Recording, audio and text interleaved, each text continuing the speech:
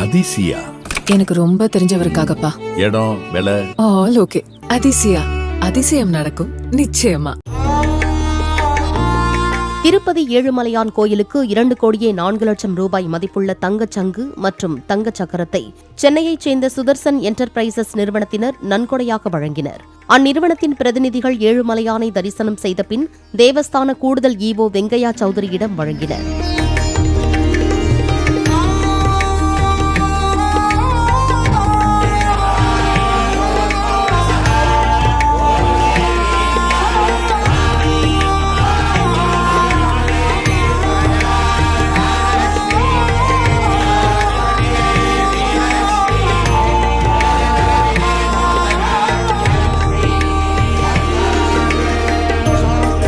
அதிசயா எனக்கு ரொம்ப தெரிஞ்சவருக்காகப்பா.